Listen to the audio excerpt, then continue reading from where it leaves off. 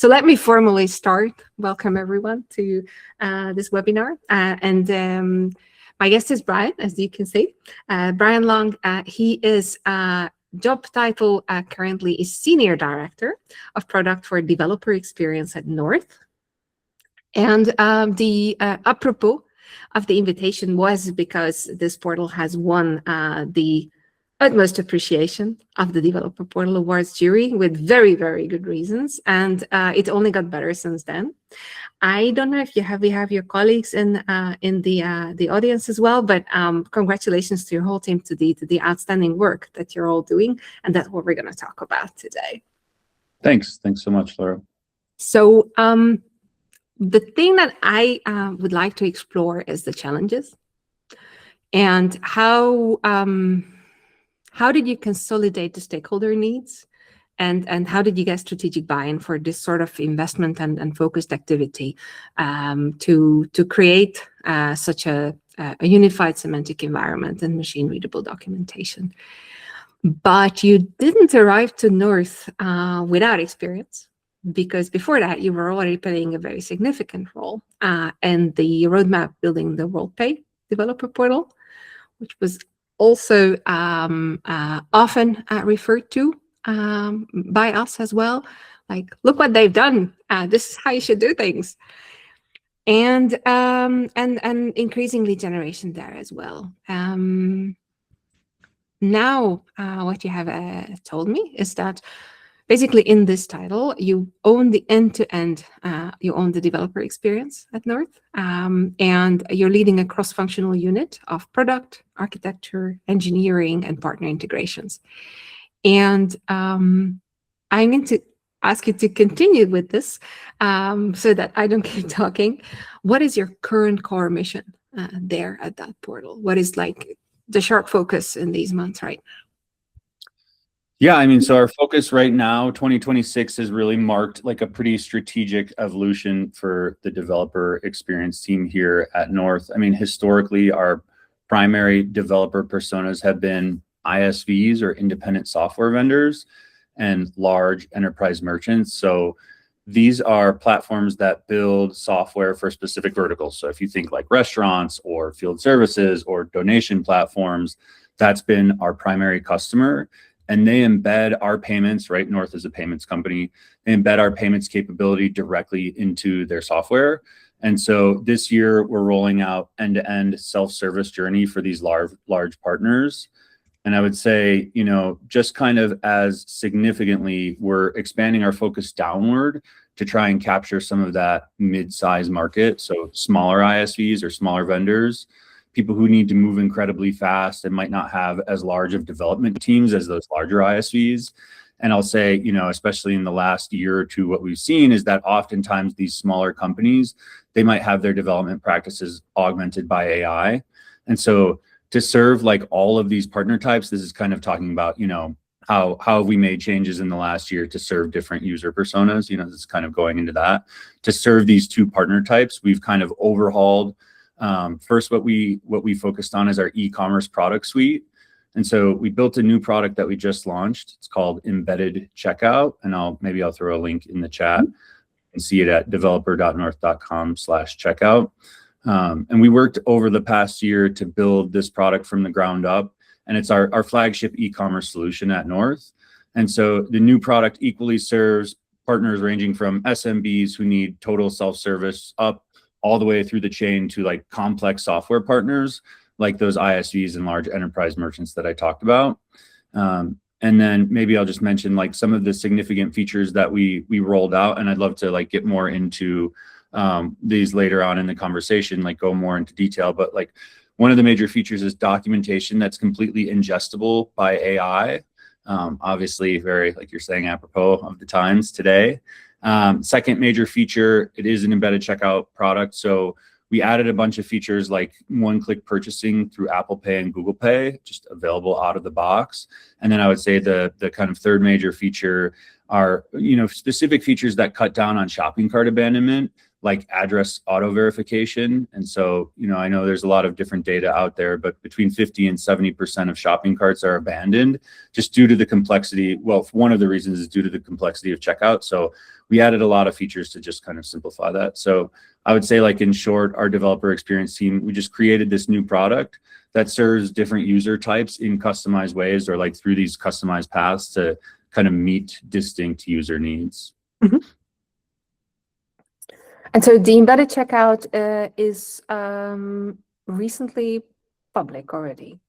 Correct. Yeah. Just beginning of May is kind of when we launched the product officially.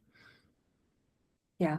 So two things. One of them was personally an aha moment for me, is that I think like this so rapidly happened that say 10 years ago, if we would have been talking about automations or more automated pathways to do something, I would have thought that is for your larger partners, because they are the ones that use automations. And now you specifically say, well, it's for medium and small-sized businesses that are actually more relying on agentic mediation, because they don't have the personnel. So they become this, what we call at Pronovix, hybrid persona. They have to wear all the hats, and therefore they need to have the mediation of some sort of LLM, maybe having even agentic autonomy.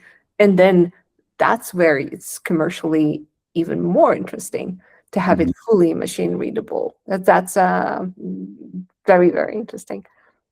Yeah, it's definitely a new take. It's a new pattern that we've seen in the last couple of years. And honestly, like, our whole approach was white glove service for large partners, and we just did not have the personnel, the staff, to kind of go downstream and work with smaller merchants, smaller ISVs.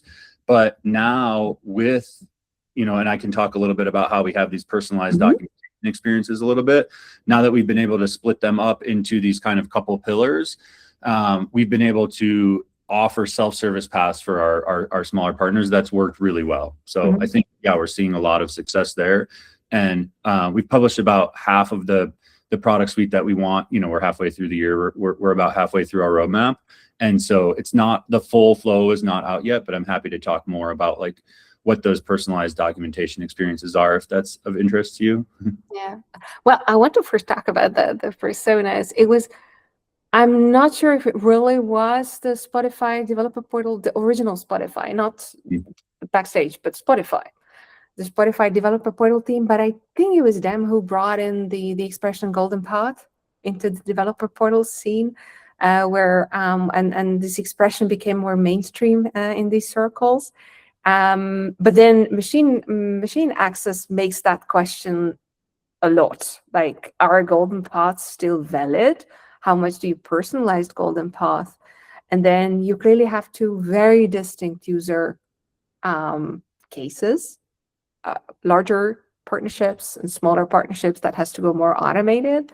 And you were telling me that the forking that you do is not at the very beginning, but right at the login wall.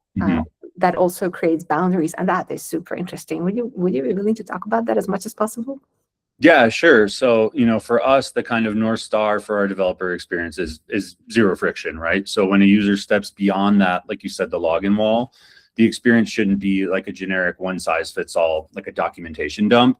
So this year we're mapping out, you called them these golden paths. So they're based entirely on the partner's relationship type and their integration type, their business size, et cetera. So like for instance, if you're a smaller software vendor and you're looking for just like rapid deployment, you just want to take payments, you might not be looking to monetize your payments, your path is directed towards a streamlined integration and flat rate, transparent pricing. And so we're also, it's worth mentioning, like making sure that those transparent prices beat major competitors like Stripe.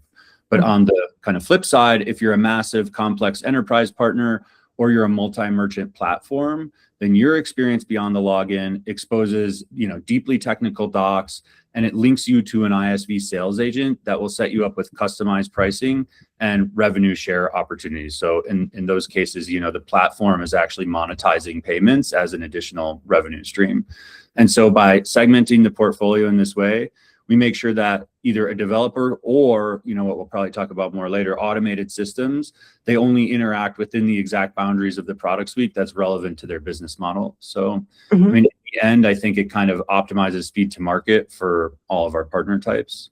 I have a bit of a nitty-gritty question here. This is the same that I was asking from Tal when we were talking about Gitbook's personalized journeys, and this is a personal pet peeve, and that is if you get on the other side of the horse with personalization, you basically lock your users into a very tunnel visioned echo chamber from which there's no way out. So if they have made decisions on the decision tree, like, yeah, I want that, I want that, I want that, and then they're locked into something and they may or may not be aware that this is all. And like, how do you technically do that they can still go back and open up the scope because maybe they realize that they have made the wrong choice down the road? Yeah, like within our nav, you can always like see all of the products, but once you log in and go to your developer dashboard, it's kind of this customized experience that's based on the integrations that either you've self-selected or you've worked with like we have like sales engineers or solution engineers if you're a larger partner. So in those cases, you get on the phone with somebody and you'll walk through and say, are you doing in-person payments? Are you doing e-commerce? If you're doing in-person, do you want to be using PAX terminals or Ingenico terminals or Sunmi? We have a few different terminal manufacturers. What like form factor do you want in the device? Do you want it to be semi-integrated, cloud-based? Like, so there are a bunch of, decision trees like you're talking about. And so a lot of the times, if they're larger partners, they're doing that on a call with a human, and they're working out the requirements that way. But if they're doing it through self-service, you can always view all of the products. It's just that within your developer dashboard, your specific integration type that you've selected, it's like a more narrowed down, just so you're not saying, oh my gosh, here's everything. Yeah, that's a good question. Yeah. That's really cool. Now you were referring to, in certain cases, let's also talk with a sales engineer, someone who can definitely guide you. But then in some cases, like maybe smaller budget, that is not necessarily worth it. So comes generative AI and a typical chatbot horrible experience. Now, what did you do on your portal that this does not become a horrible experience where it needs to be turned on because the human operator is just maybe too costly or not available? Yeah. So I think that kind of links into this idea of like, what's the history of our docs? Like, because we had these legacy docs, at the beginning, and then how did we kind of evolve up through getting, kind of dipping our toes into AI? Is that kind of along the lines of what you want to learn a little bit more about? Yeah. So that I think aligns with like one of our major initiatives this year. So when we launched this North Developer Portal a few years ago, we were dealing with a bunch of like legacy PDF documentation, which I'm sure everybody on the call, I know we have a bunch of tech writers here, everybody is familiar with. And we also had like a heavily fragmented legacy environment at North because this company evolved through a history of mergers and acquisitions, which, same story with like where I was at WorldPay before you'd mentioned. So here at North, we had 3 completely siloed API stacks, and they all had different authentication methods. They all had different documentation styles. And so to fix this, we consolidated everything under North Developer, so developer.north.com, our API dev portal. And then we consolidated, our tone of voice. So we published documents on what's our tone of voice. We updated our API publishing guidelines and standards. So we had an actual gate for publishing your API. So engineering teams couldn't just, build specs kind of randomly. And we're currently working on unifying our auth mechanism because, like I was mentioned, we had 3 different API authentication mechanisms. And then I think the real magic, this is getting back to kind of your question, is shifting our philosophy from creating these like human-centric visual layouts to designing what I would call human and machine readable documentation. So I think a nice real world example of that is our embedded checkout integration guide. So if you go to the link I put in the chat, and then you click on one of those 3 examples like form, then you can see the docs. And I'll actually just put the integration guide link in the chat so that people can navigate to it, check that out. And then I'll throw a GitHub repo in the chat as well, because I think that this is a essential part of the story as well. And I'll say we engineered these different assets from day one when we were conceptualizing the product to be completely AI readable and human readable. And so this means that a merchant who might not have a massive dedicated engineering team can simply like point an AI agent at our integration guide and our GitHub repo, and the AI can seamlessly assist the partner in integrating the checkout product. So we're changing how documentation is consumed by making it optimized for machine intelligence, while also like retaining the human element that makes the docs great. And happy to talk more about like that human element too, because I think it's really important, especially in today's day of, you know, AI slop that we see everywhere. Did you have like, let's wing it. This is a hard decision. Let's try this way. Let's try that way of, okay, how far can you go into machine readable territory and drop the human, well, aesthetic experience, for example, or the glue, or do these overlap actually? Yeah, they totally overlap. So, you know, I mean, the way we did it was we interviewed a lot of current partners and then potential future partners and just kind of asked them what worked about documentation portals that they had seen and what didn't work. Like, we were really blessed that we had like a 6-month runway to do like real user experience, user feasibility testing while we were like in the planning phase of the product, because we still, you know, we had this runway of like successful products where we were boarding integrators while we were planning out this new embedded checkout product. So, you know, I think we were able to build these assets up in a way that were both human readable and machine readable. And like, you know, the difference is not that significant. Like everybody talks about, oh, like how do I, you know, AEO and LLMs.txt, and like, how do I get my docs to be readable by LLMs and come up in search results? And like the foundations of it are the same foundations that like were true for SEO, for search engine optimization. And so, you know, we can talk more about like what makes good documentation, you know, machine readable. And I think that would be like a natural area. Or yeah, maybe we talk about how our work practices, like how we mix together the AI and the human element. Would that be like an appropriate, That would be very interesting. But I have one question first. While you were figuring out your decision heuristics on which layer to put where, I do remember when we were on the stage of the awards gala, you mentioned the stakeholder interviews. And well, this is interesting. Were there a lot of opinions flying around from internal stakeholders, and how do you deal with that? More from, I would say, external stakeholders had really, really strong opinions about what they wanted and what they didn't want. And, you know, we all know developers, like I was a developer myself, developers, you know, we're just lazy, right? Like we just want things as quick as possible, as simple as possible. We want just enough information, not too much, but all the necessary information. And so it's like kind of trying to find that point, I would say, is the difficult spot. That's where like some of us internally would disagree and be like, put everything in the docs, versus like, no, let's have the major steps. And then let's have like, it's not really an appendix because it's not a PDF, but there are like additional sections at the bottom of the docs that are all like, you know, they're all links. So you can just like hard link to them if you want to just send somebody to a specific section in the docs. So yeah, I was kind of balancing out what is just enough information versus what is information overload, where I would say was a little bit of that kind of give and take with the internal stakeholders. Mm-hmm. Did that change? Like, did that change over the last 2 years of what is just enough information? Because there's more and more knowledge surfacing. Well, I'm of course talking home because we're really focusing on this glue content and saying like, actually, that is really important. What you might think is like too much narrative or too much explanation of what is this product for, what is this value proposition, what is it actually delivering to you as a product, that is not superfluous, that is necessary to anchor machine reading and also humans. But did that change? Did your opinion on this change along the way?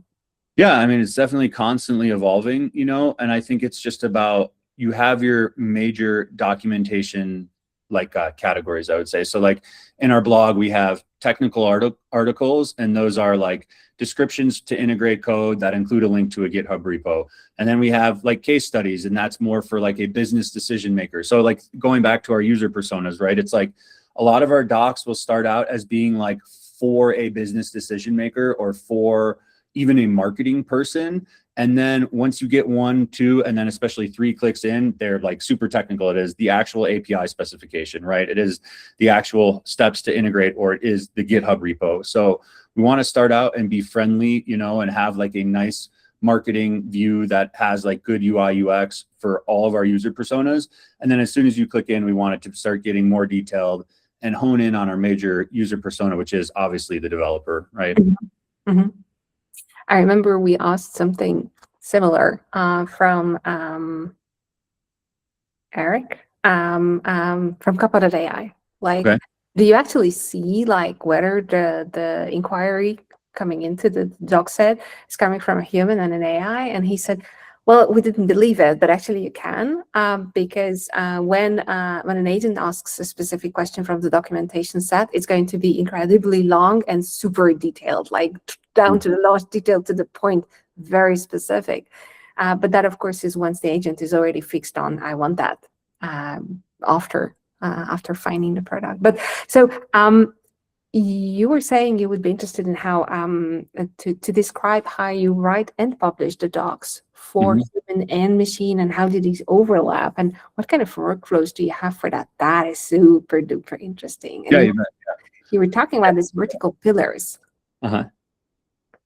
Yeah, I would say like one of the big things, like this is personal and this is like a team vision, is like we're kind of against the trend of just producing AI slop. Like there's so much content out there. Like as soon as I'm reading blog articles so often now, I love reading. And so I find myself often just being like, this is obviously written by AI. And it's not just the M dash, you know, it's like there are a bunch of clues that's like, you know, this is AI slop. And so when we come together and we talk about technical writing and like what is our tone of voice, like that's, I would say, is one pillar. So currently everything on North Developer, including our blog, our product docs, and our GitHub repos, are written by humans with what I would call like light to moderate assistance from AI. So I think of it as like the way that a human author traditionally works with an editor. We want our documentation to be consistent and have a human lens and, you know, a consistent tone of voice in this like AI age. So that said, we have embedded generative AI throughout our product delivery lifecycle, but we're really disciplined about how we scale it. So like, for example, on my team, we have Laura Olson, who's she's a hybrid developer, she's a content writer, and she's a business analyst. So she's this, you know, perfect T-shaped professional. And she uses generative AI workflows to ensure that whenever we build a new technical capability, that the docs are generated by a human with like highly uniform machine readable structure. And then she allows light editing and revisions to be done by AI. But the actual writing, the final content, is created by her. You know, she's a human who's been on this team since we formed 5 years ago. And I'll say this, like AI philosophy, it's not just limited to our technical writing. It does span like the entire product delivery lifecycle, like the whole SDLC, including like my work as director of product. So, you know, an example of this is we're doing right now a developer dashboard redesign. So instead of like this traditional slow product management lifecycle that everybody, you know, any product owner like went to school or, you know, did a boot camp on and learned about, I have and do actively treat generative AI as like an active collaborator at each stage. So like, for example, in this new Epic where we're redesigning our developer dashboard. So when you log in, you've chosen an integration, what do you actually see that's personalized? And so the SDLC like process, first we did like competitor benchmarking. And at this phase, like I used AI to rapidly ingest, analyze, evaluate, synthesize competitor examples across the fintech space with our competitors to see, you know, who's really nailing the dashboard layout and why, what makes these dashboards successful. And the second phase, then, you know, I wrote the PRD, and that was, I would say, AI guided. So I would write the core requirements for the Epic myself, keep the business logic airtight, but then use AI to kind of like stress test the document, help identify edge cases, and ensure that the structure is flawless, right? Like the way that AI can revise and edit, I'd say is super helpful. And then, you know, the third kind of section is really compressing that design cycle. So as anybody else who's in payments on the call knows, payments infrastructure is incredibly technical. So if you just hand over to a UI UX designer like a text heavy, dense PRD, things often get lost in translation. And so to bridge that gap, I would use like generative tooling, so AI tooling. So I started using Vercel V0, and then I pivoted over to Figma Make. to spin up these, functional, interactive, clickable prototypes. So instead of like passing abstract ideas to our design team, I would hand them like a clickable prototype, and then they were able to kind of skip the guesswork and jump straight into this like final visual polish on our designs, get them pixel perfect before giving them back to the engineers. And I would say, by injecting generative AI into this like front end of our product discovery lifecycle, we're compressing what used to be like multi-week, multi-month cycles down into, days, hours, weeks, depending on which part of the cycle we're talking about. Mm-hmm. And there is a gnarly knot. There's a wicked problem here that you were mentioning that you're really interested in. You talked to it a little bit. You said you call it like the generative mode and the authoritative mode. That there are boundaries that must be respected, and when you are in the authoritative mode using AI, so not in handing over the Figma make representation of how you would like something to be, rather than just ideas, but this is already about interpreting API capabilities that you need to lock in. Okay, this is where you can refer to, and this is what you can hallucinate. So where is the difference currently for you? I might have asked this really like fuzzy, but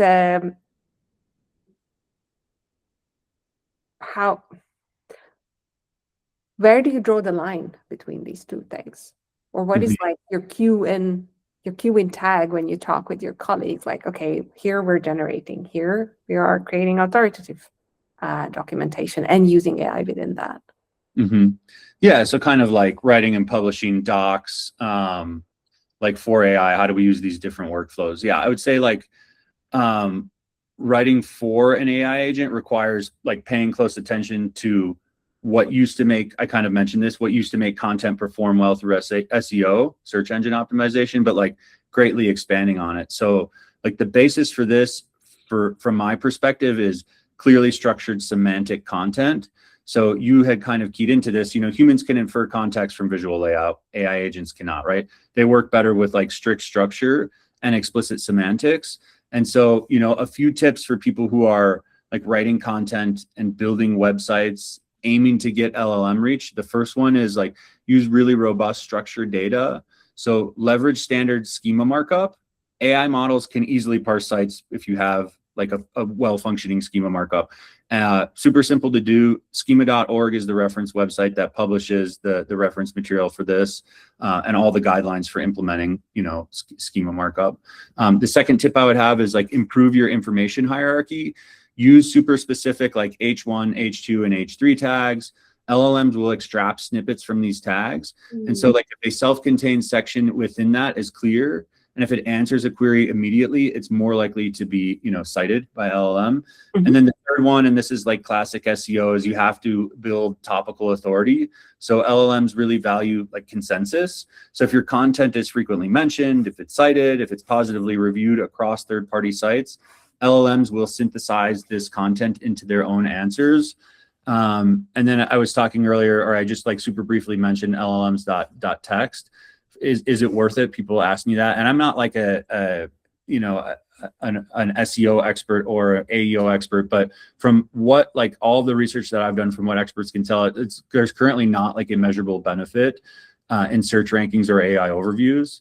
And so, the way we manage this at North Developer was like decoupling some of these workflows. So like clear pillars. So like for task-based narrative docs, so like our integration guides and our blogs, we focus on mapping the logic step by step. So we include clear like numbered lists, bullet points, and descriptive H1s, H2, H3s. So super easy to parse by machine. So for example, like in our embedded checkout product, we clearly define the steps necessary to integrate, and then we give code samples in line with the steps so that humans and machines can both have context.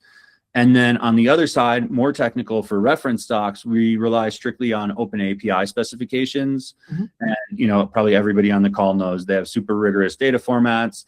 We have regex validation rules, clear request and response examples within the actual open API spec. And yeah, obviously AI agents and humans can download the specs directly from the website, and they can use them in whatever tooling they want. So humans often like pull the API specs into Postman. We have like Postman collections on the website as well.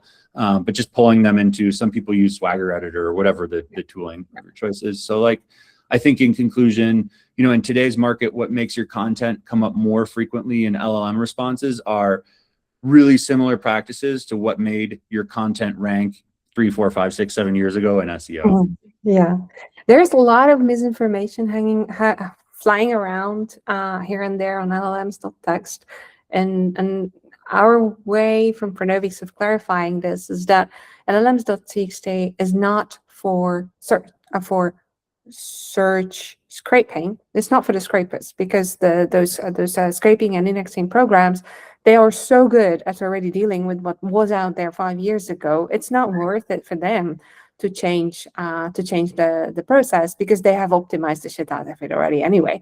So the reason why LLMs.txt starts to play is when an agent directly hits your website looking for something very specific, and then you want it to find it instead of having its token window completely expired by all kinds of packaging narrative stuff. So that's it's a really quick map when someone's already there and they are specifically searching for something. So LLMs.txt is not for discovery, it's for finding. Love it. Yep. Certainly a way to use less tokens. I agree. Yep. We're way over time, but I hope that everyone is really enjoying it. And I would like to ask you the $1 million question, maybe not $1 million. In hindsight, what kind of advice do you have for people who are looking for budget for such an overhaul? You were talking about the commercial reasoning of, well, this opens up a pathway for a whole new consumer group. What other advice would you have on how do you make such an investment upfront reasonable? Yeah, great question. So I think my biggest tip for anybody looking to secure budget for developer experience or AI initiatives is simple. Like, stop talking about the technology and learn to talk about the macroeconomic impact on the business. So you have to tie your DevEx roadmap directly to hard revenue growth and cost protection. So at North, we justify our platform modernization by aligning it with the strategic goal to grow our integrated partner book of business. So all of the partners that we support, we want to grow that book of business. So it's my job to show how North Developer and our AI consumable docs, everything we've been talking about, unlock incremental revenue year over year. So we've worked really hard to show executive leadership that an AI dev portal does like a few hard things. And we show this through metrics. So cutting partner integration time, we've done that by 50%. So we measure the amount of time it takes for a partner to integrate. It was at like 16 weeks, and the average integration into one of our more complex APIs has been halved. It also slashes merchant onboarding, what was this like week-long process, into minutes or sometimes days. That's done through the power of our merchant boarding API. And then we've eliminated a lot of like legacy maintenance costs. So being able to, show the data and show how you're impacting budgets is super helpful. So it basically allows investment to stop appearing as an engineering expense and clearly become a high yield revenue generator. That's how you get to sell your roadmap. Mm-hmm. Do you talk about the zero friction principle in these budget conversations or not?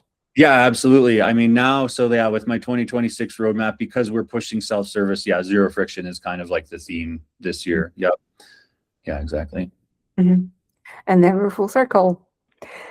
Bryan, thank you very much for so patiently answering my questions. I wonder if our audience has questions to you, to the extent that it can be answered live.